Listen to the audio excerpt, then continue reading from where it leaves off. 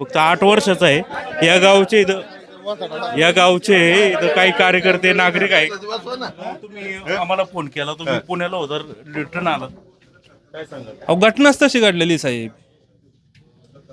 घटनाच तशी घडलेली. खरोखर मी पुण्याला चाललो होतो. मला ज्यावेळेस फोन आला त्यावेळेस मी चाकणमधून या ठिकाणी रिटर्न आलेलो आहे. मी चाकणमधून रिटर्न आलोय आणि अधिकारी उत्तूरवरून इथपर्यंत आले नाही. घटना घडल्यापासून त्यांना आणि मला एकाच वेळेस मला फोन आला, मी लगेच त्यांना फोन केले होते. मग इतकी बेकार कंडिशन आहे फॉरेस्ट डिपार्टमेंटची. आणि आत्ता इथं येऊन सांगताय का आपण त्याच्या उपाययोजना, तुम्ही घटनाच घडून देऊ नका ना.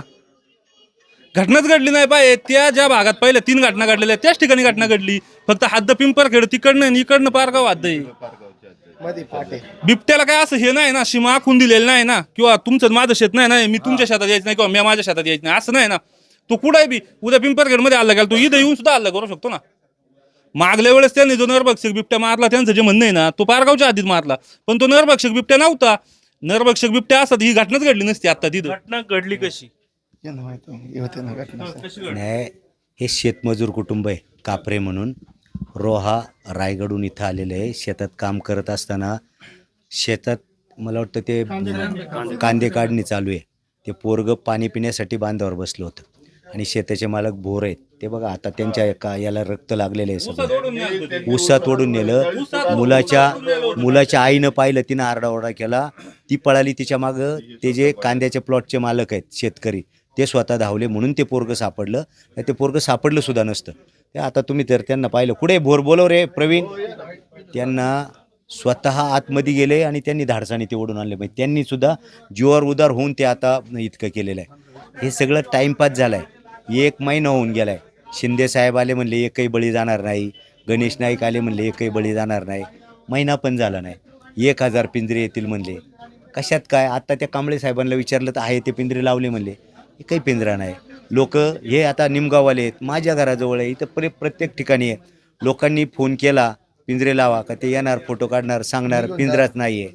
काय परिस्थिती आहे, खूप भयानक. म्हणजे शब्दच नाही. आता आम्ही बोलायचं काय असा प्रश्न आहे. म्हणजे निशब्द आहे.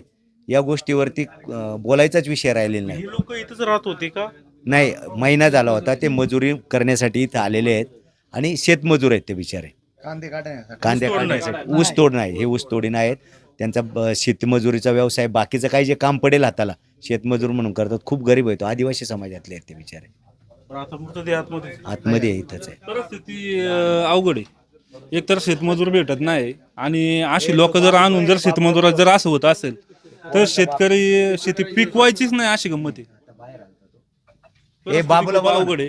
हे अधिकाऱ्यांचं काही खरं दिसत नाही. आता ते कांबळे साहेब आले, ते म्हणतात तिथे जाऊया आपण. 1 मिनिट, जास्त गर्दी नका येऊ. नाही हो, डिस्टर्ब.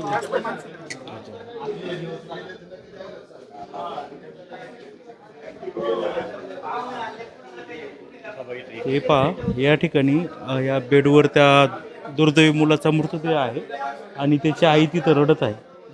आणि नाही दाखवू नका ते बघवणार नाही.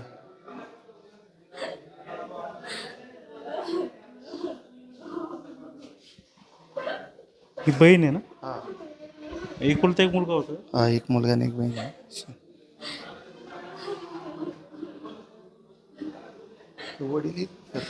वडील मग बसले होते असं.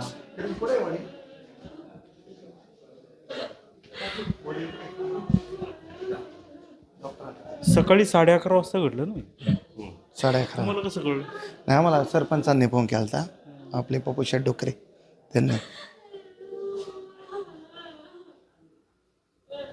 इथं आणलं कोणी मग?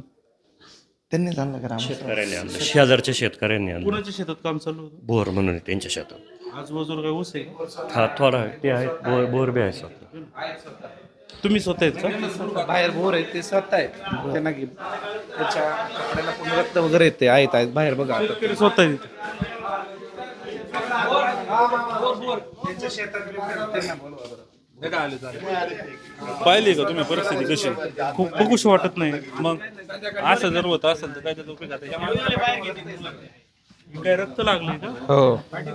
पाठीमागं रक्त लागलं. 40 फूट आतमध्ये ऊसात जाऊन काय कसं घडलं?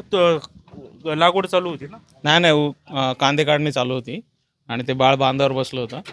मागून बिबट्या आला आणि गळा पकडून घेऊन गेला. कांदे काढण्याला किती लोक होती? आम्ही 6 लोक होतो. चालू आणि जवळच घडलं काय? जवळ म्हणजे 20 फुटावर घडला. बांधावर बसले होते, आमची पात भिडत आली होती आणि थोडंच राहिलं होतं, पाणी प्यायला बाया उठल्या आणि तेवढ्यात त्याने अटॅक केला बिबट्याने. ते पाहिलं कोणी? बिबट्या आईने पाहिलं त्या मुलाच्या. ती पाणी पित होती, मी तर काढतच होतो, मी काय पाणी प्यायला उठलो नाही. आणि तिने समोर बघितलं, ती जशी ओरडली तसं मी उठलो आणि आम्ही दोघं पळत गेलो बिबट्याच्या मागे. आणि ऊसातून त्याला पळता नाही आलं कारण ऊस पडलेला होता, त्यामुळे बाळाला ओढता नाही आलं. मग त्यांनी सोडलं आणि तो निघून गेला. मग बाळाला घेऊन आलो आम्ही. अटॅक इकडं झालं नाही, बाळ होतं हां, पण रक्त बरंच गेलं कारण पूर्ण 10च्या 10 दात लागले होते त्याला दोन्ही बाजूनी. सिव्हिअर अटॅक होता. तुम्हीच उचलून बाहेर आणलं? नाही, त्या आईने उचललं, मी गाडी चालू केली आणि मग त्यांना घेऊन आलो. सांगितलं? मग त्यांना म्हटलं तुम्ही उचलून घ्या, मी गाडी चालवतो. मग पळत आलो आणि गाडीवर बसून इथे घेऊन आलो. आजूबाजूला किती ऊस आहे? आजूबाजूला आमचंच ऊस आहे, शेजारी पण ऊस आहे 2 ठिकाणी. शेजारी सुरूच आहे, आमचा खोडवा आहे. खोडवा असल्यामुळे पडलेल्या ऊसात नसतो वाघ, अशी साधारणतः एक कल्पना होती, पण तसं काय नाही आहे. वाघ कोणत्याही ऊसामध्ये असतो, पडलेला असू दे कोणताही असू दे. कारण आज ती धारणा चुकीची ठरली, कारण मला अपेक्षाच नव्हती की पडलेल्या ऊसामधून वाघ येईल. आणि किती मोठा वाघ होता? पाहिलं तुम्ही स्वतः?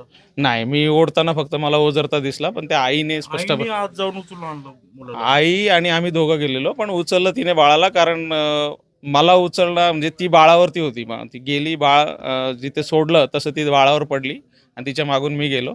मग तिला म्हटलं तू बाळाला उचल, मी गाडी काढतो आणि पटकन ये. मग असं सांगून ती बाळाला घेऊन आली. आम्ही गाडीवरून इथे आलो. राहिलं कुठं ती लोक? तिथेच आहेत कांदे काढण्याला. हो, किती वाघ आहेत तुमच्या शेतात? बरेच असतील. ते काय प्रत्येकाला दिसतात, म्हणजे आज मला दिसला तर बाजूच्या वावरात दोघांना दिसतात, तर म्हणजे त्याची मी काय विचारतोय ऐका ना. अख्ख्या पारगावमध्ये किती पिंजरे आहेत त्यांना विचारा. 2च पिंजरे आहेत, हे काय करतात? वाघ किती हे नाही महत्वाचं. अख्ख्या पारगाव पिंपरखेडला आमच्या शेजारी घटना घडल्या का नाही. मग वाघाला अशी काय हे रेष आखून नाही दिली तू पारगाव मध्ये यायचं नाही. अख्ख्या पारगाव मध्ये 2च पिंजरे आहेत. हे प्रशासन काय करतंय? वनमंत्री आला काय सांगून गेला? कागद दिला एवढा एवढा ओके, असं चालतं का? मग तुम्ही शेळे मेंढे आहे ना, फारिटा सोडण्यापेक्षा आम्ही आमची लेकरं सोडतो ना, मग ते तुम्हाला जाग येईल ना.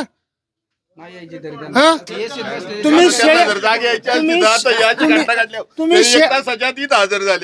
शेळे मेंढ्या फारिस्टा सोडण्यापेक्षा आम्ही आमची लेकरं सोडतो, मग ते तुम्हाला जाग येईल. शेळ्या सोडण्यापेक्षा 1 कोटीचे पिंजरे लावा ना. 1 कोटीच्या लोकांना स्नायपर देऊन उभं करा ना, मारा ना त्यांना. लोकांचा जीव जाईपर्यंत तुम्ही कशाची वाट बघताय? तुमचं हे फॉरेस्ट साहेब म्हणतात आम्ही वरिष्ठांची चर्चा करू मग उत्तर देऊ. मग वरिष्ठ कोण आहे तुमच्या असे झाटलिंग येणार रे? आमची लेकरं कसं वाघ खातोय, तुम्ही वरिष्ठांची चर्चा करून मग आमच्या लेकरांची हे करणार का? तुम्हाला कधी निर्णय घेण्याची क्षमता येणार? तुम्ही कधी निर्णय घेणार? अजून 10-12 झाल्यानंतर निर्णय घेणार का तुम्ही? माझी लहान लहान लेकरं आज माझी एवढी, म्हणजे मी एवढा बॉदरेशन मध्ये झाल्यापासून एवढं टेन्शन आहे मला की मी मुलांना बाहेर काढायचं की नाही. माझी लहान लेकरं घेऊन आलो तुम्ही काल वावरामध्ये दाखवायला. मी रडत होतो म्हणून चला म्हटलं चला दाखवतो तुला कांदे. घेऊन आलो होतो, पण आज मला असं थरथर काप होतोय की मुलांना सुद्धा घराच्या बाहेर आणू शकत नाही आम्ही. एवढी भयानक परिस्थिती झाली. शेजारच्या वावरात तो अजय होता, याच्या भावाच्या अंगावरून उडी मारली, तो वाकला म्हणून वाचला, नाही तर त्याचा कार्यक्रम झाला असता. एवढी भयानक परिस्थिती आहे आणि हे वरिष्ठांशीच बोलतायत. किती दिवस वरिष्ठांशी बोलणार आहे? किती घटनांची वाट बघणार आहे की अजून किती घटना झाल्या? यांच्या एखाद्या साहेबाला आणून तिथं वावरात ठेवायला पाहिजे बांधावर, मग त्याला कळेल की काय परिस्थिती आहे आणि काय होणार आहे, कशी शेती करायची. आम्ही कांदे कसे काढायचे? ऊस कांदे लागवडी चालू आहेत. आता पिंपरखेडच्या गावापासून पिंपरखेड किती लांब आहे? आताची घटना घडली, ही पहिली घटना तुम्ही होते तिथं. तिथून अर्धा किलोमीटरची घटना घडली, एकही पिंजरा नाही तिथं. घटना घडली तिथून 1 किलोमीटरच्या अंतरावर ही घटना घडलेली. ते तर म्हणतात तो नरभक्ष बिबट्या मारला. दाखवले बिबट्या मारला का? त्यावेळेस आम्ही बघितला तो बिबट्या कुठं रोडच्या इकडे राहणार. ही प्रत्येक वाघ आपल्या खाद्याच्या शोधात आहे आणि तुम्ही नरभक्षक हा शब्द लावून एका बिबट्याशी फक्त लक्ष केंद्रित करतो आपण, परंतु हे प्रत्येक बिबट्या आपला सावध शोधत असतो आणि मग ते लहान बाळ असेल, शेळे असेल, ते खाण्याचा प्रयत्न करतो. मग तुम्ही जर नरभक्षक असं म्हणत राहिले, परत उद्या एक बिबट्या माराल आणि झाला नरभक्षक मारला, हा विषय होत नाही. सगळ्या बिबट्यांवर नियंत्रण कसं करायचं याचा विचार केला पाहिजे. आणि आता सहज मगाशी अधिकाऱ्यांनी सांगितलं की तुम्ही कंपाऊंडमध्ये थांबा किंवा कंपाऊंड करा. आमच्या शेताला कशी कंपाऊंड करायची, जनावरं सांभाळायची कशी, शेती करायची कशी साहेब, हा विचार आहे की नाही. प्रत्येक शेतकऱ्याला किमान शेतात जाणं गरजेचं आहे. ह्या विभागातल्या शेतकऱ्यांनी करायचं काय, शेती पिकवायची नाही तर. आणि गणेश नाईक साहेब सहज निर्णय घेतात 1 कोटीच्या शेळ्या सोडू. हा निर्णय बालिशपणाचा आहे. नाईक साहेबांनी स्पष्टपणे याच्यामध्ये जरा थोडा तरी बुद्धीचा वापर करून तो निर्णय घ्यायला गरजेचा होता. कारण आपण आपल्या वयाचा, त्यांच्या वयाचा मान राखता त्यांनी जर त्यांना निर्णय शक्य नसतील तर ते पद सोडून एखाद्या चांगल्या व्यक्तीकडे द्यावं आणि या शेतकऱ्यांसाठी ठोस निर्णय घ्यायचे. नाही तर चॉकलेट द्यायचं म्हणून गळ्यात पट्टे बांधा. लहान बाळाला चॉकलेट कशी देतो आणि खुश करतो तसं शेतकऱ्याला करतात ते. आता 4 दिवस साहेब, मीडिया मी दोष देत नाही, पण मीडिया फार छान प्रकारे आता याच्यावर मलमपट्टी लावून हे करणार. 4 दिवस सगळे शेतकरी पण रागात राहणार आणि 4 दिवसानंतर आज ते आतमध्ये जे कुटुंब रडतंय ना, त्यांना आयुष्यभर तोच प्रसंग राहणार आहे. मग हा निर्णय घेताना हा पूर्ण शेतकऱ्यांशी संबंधित असावा, त्या कुटुंबाशी एकट्याशी नाही. त्यामुळे विचार केला 68 बिबटे त्या या पट्ट्यातून 68 बिबटे पकडलेत असं जिल्हाधिकाऱ्यांनी जाहीर केलं. हे पूर्ण चुकीचे संदीप. त्याचं कारण असं आहे, 68 बिबटे जुन्नर मध्ये जर त्यांचं 68 बिबटे जर 68 पकडलेत का 2000 पकडले याचं काही घेणं घेणं नाही. फक्त आमच्या गावामध्ये जुन्नर तालुक्यात 68 बिबटे जर पकडले असतील, ते कुठे पकडले, कोणत्या गावामध्ये पकडले, आणि बिबट्या पकडणे हा त्याच्यावर पर्याय नाहीये. जर शेतकरी जगवायचा असेल, शेतकऱ्यांची मुलं जगवायची असतील, तर सर्व या परिसरात जेवढे बिबटे एवढे शूट करणे, मारून टाकणे, ह्याच त्याच्यावरती अगदी उपाय आहे. नुसते बिबटे पिंजरे लावायचे, पिंजरे लावत नाही वन विभाग. 4 किलोमीटरचा पारगावचा परिसर आहे, या परिसरामध्ये अवघे 2 पिंजरे आहेत. विचार वन विभागाला तुम्ही स्वतः. आता निर्माणात पिंजरा लावला, त्या पिंजऱ्यात कोंबडी ठेवली आणि तारांनी तो पिंजरा बांधला.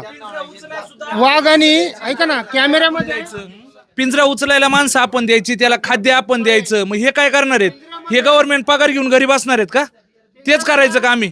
आणि बिबट्या इथून पकडला का दुसरीकडे नेऊन सोडतात. स्थानिक ग्रामस्थ सोबत आले का तुम्ही नका, आम्ही त्याचे व्यवस्थित विल्हेवाट लावतो. बिबटे पुसून यांना करायचं काय साध्य आहे? त्यांना शेळ्या द्या खायला, त्यांना नाश्ता द्या, नाही तर अजून काय द्या, आणि माणसांना तुम्ही पिंजऱ्यात बसवा म्हणा, त्यांना पोसा आणि माणसं मारून टाका. आणि एक मिनिट साहेब, नरभक्षक बिबट्या यांनी जाहीर केला, त्याच्या काळात आयडेंटिटी होती का? आधार कार्ड होता, हा तोच होता म्हणून दिशाभूल केली. फक्त हा नरभक्षक दाखवला आणि पब्लिक शांत करून टाकलं, काहीच नाही. आम्ही स्वतः 3 वाजेपर्यंत तिथं रस्त्यावर होतो, मी तुम्हालाही भेटलो होतो तिथं.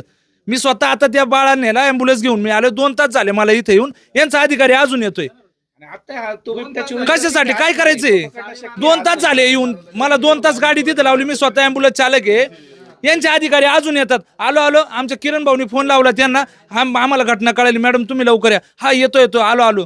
ते भाऊ चाकणवरून इथपर्यंत पोहोचले तरी अजून यायना. हे आल्यावर काय बाळाला जिवंत नाही करणार, पण तुम्ही तुमच्या अधिकाऱ्याशी बोलणार आहे. यांचे अधिकारी बोलायला गेले का साईडला फोन घेऊन जातात. तुम्ही लोकांपुढे सांगा ना काय बोलते अधिकारी, कळू द्या लोकांना अधिकाऱ्यांची काय भावना आहे. अधिकारी सांगणार पब्लिक शांत करा आणि मॅटर तुमच्या पद्धतीने हँडल करा, हेच सांगणार आहेत. याच्यावर काहीतरी दखल होऊ द्या, नाही तर काही याच्यात तथ्य नाही. आपण पिंजरा लावतो, त्याच्या शेजारी कोंबडी किंवा बकरा ठेवतो नाही पिंजऱ्यात. हे वाघ काय करतात, पिंजऱ्यातून बाहेर आलेले वाघ आहेत. 2 फूट कोंबडीचा पिंजरा साईडला सरला, पण बिबट्या त्या पिंजऱ्यात गेला नाही. दुसरी जाऊन परत तो ताराने पिंजरा बांधलाय. पुढे कोणतीही घटना घडणार नाही असं वनमंत्री म्हणले, खासदार म्हणले, आमदार वनमंत्री तो आता वनमंत्री म्हणायचीच लाज वाटायला लागली त्या माणसाला वैयक्तिक. मी तर ह्या मताचा माणूस आहे. कसं वनमंत्री म्हणायचं? शेरड्या बकऱ्या सोडा म्हणतोय तो रानात, हा गडीत पट्टे घाला म्हणतोय. आम्ही शेती करायची नाही, कसं जागायचं? मग शेरड्या बकऱ्या मागाशी मी त्याच तुमच्या बाईटमध्ये म्हणलो, शेरड्या बकऱ्या सोडण्यापेक्षा आमची लेकरं सोडतो ना आम्ही, मग तर तुमचं बाबत साध्य राहील ना. चॉकलेट लावून चॉकलेट दिल्यासारखं बोलताय तुम्ही. 700 बिबटे देणार होते वळसे पाटील, मग म्हणाले होते. काय होतं वनतारामध्ये? वनतारामध्ये जे एवढे बिबटे नेणार आम्ही संख्या हे लोकप्रतिनिधी सांगतात, पण मुळात प्रत्यक्ष असं आहे संदीप भाऊ याच्यामध्ये की ह्या ज्या काही गोष्टी ती इथे येतात, आश्वासनं देतात, पण पुढील कारवाई कुठलीही होत नाही. 8 दिवस झाले लोक शांत करतात, लोक शांत होतात. पण याच्यामध्ये मूळ मुद्दा असा आहे का शेतकऱ्यांची आता खरी शेतीची कामं चालू झालेली. कांदा लावगड असेल, गव्हाला पाणी देणं असेल, हरभऱ्याला पाणी देणं, पण ह्या रात्रीच्या काळामध्ये लोकांना शेतकऱ्यांना पाणी भरावं लागतंय. आणि ऊसतोड चालू झाल्यामुळं त्या ऊसातून वाहक बाहेर पडले. हा? जनतेने काय केलं पाहिजे? नाही, जनतेने काय केलं नाही पाहिजे. आमची एकच मागणी असणार आहे की तुम्ही पिंजऱ्यावरून लावून वाहक पकडण्यापेक्षा ते संपूर्ण या परिसरामध्ये असणारे वाघ मारून टाका. हीच मागणी आमची त्यांच्याकडे असणार आहे. अन्यथा मग तुम्ही शेतकऱ्यांना, जनतेला परवानगी द्या. जनता त्याचा ना योग्य प्रकारे निर्णय घेईल आणि वाघ कसे मारायचे जनता ठरवेल. शासनाला जमत नसेल तर